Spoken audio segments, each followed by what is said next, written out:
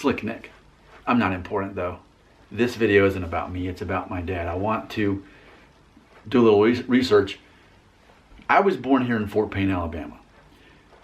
Born and raised here. But my dad was not. So you were actually born in Chattanooga? Is that where you actually born? Like your birth certificate would say Chattanooga, Tennessee? Yes. Mm-hmm. But then you also moved to Florida at some point and then moved back to Tennessee? Yeah, it's kind of back and forth. Born in Chattanooga, but we actually lived on Signal Mountain at the time. We lived there till I was about maybe 4 or 5, and we moved to Coca, Florida. I remember starting to school there my first year of school. Kindergarten or first grade or whatever? First grade, yeah. I'm not sure they had kindergarten back then. But anyway, yeah, I went to first grade there at in Coca, Florida. We were back and forth from there to Chattanooga several times, but I think in '69 we finally moved from Cocoa to Chattanooga and stayed there until '72 when we moved to Fort Payne. And actually, by the time my family was ready to move again, I was old enough to stay on my own. So I stayed, and they all went back to Chattanooga, where they're at now. Yeah. Yeah, it's funny because like when I tell people, when they ask, where are you from? And I say, I'm from Alabama. They're like, oh, well, you don't sound like you're from Alabama. And I say, well, I don't really, yes, it's my home state, but I don't necessarily feel so connected to Alabama more so than Tennessee or Georgia. Because your side of the family was in Georgia, Flintstone, Georgia, which is just a couple miles from Chattanooga, Tennessee. It's right on the border.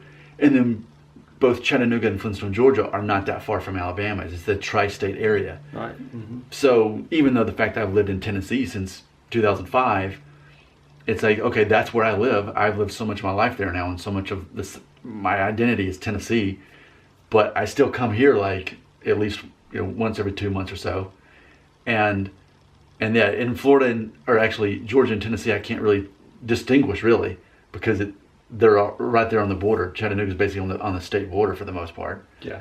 Mm-hmm. But then for you, that you've also got Florida in that, so you've got this quadrant of states. Yeah. Coca, Florida.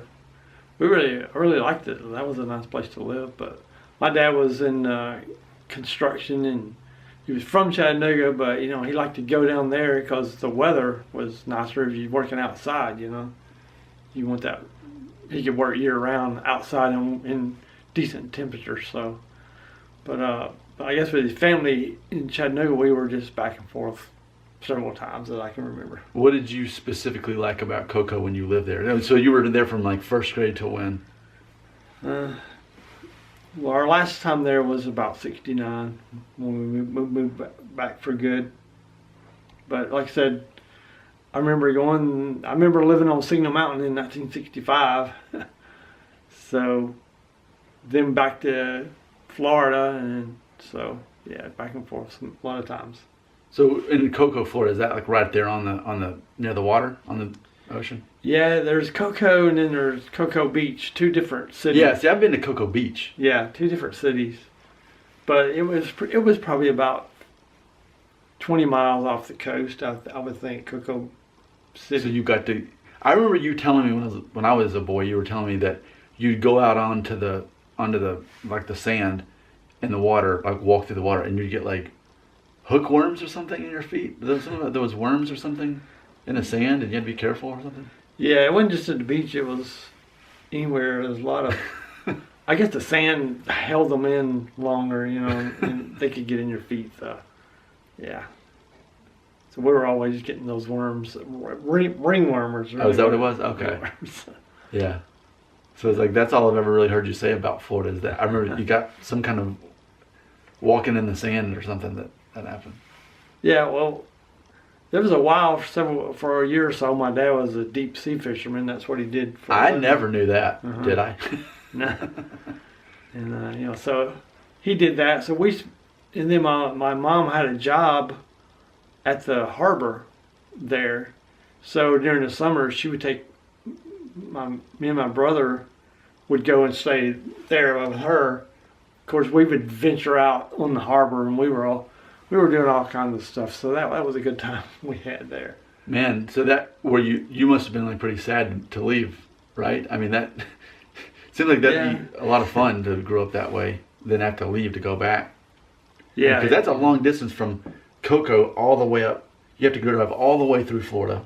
I'm sorry, all the way through Georgia, and then to get. I mean that's a long distance. Yeah, it was probably around 600-700 miles. But do you remember being devastated having to leave there? I mean, if I was a place like that, I wouldn't want to leave. Oh, I was basically still a kid, so you just I don't know. And we moved so much. It's kind of used to the moving around. Yeah, I couldn't tell you how many different schools I went to, because even though we may have lived in the same city, we may move from one side to the other, in rental houses where we always stayed. So a lot of moving around, a lot of different schools. And then it's been the opposite since. But then, so would you say though, which state feels the most part of your identity? I don't want to say, oh, well, what state's really your home state, but maybe that is what I'm asking. I would say that Chattanooga is. I mean, I probably spent most of my life there. Yeah. Or in this area than I did Florida. So.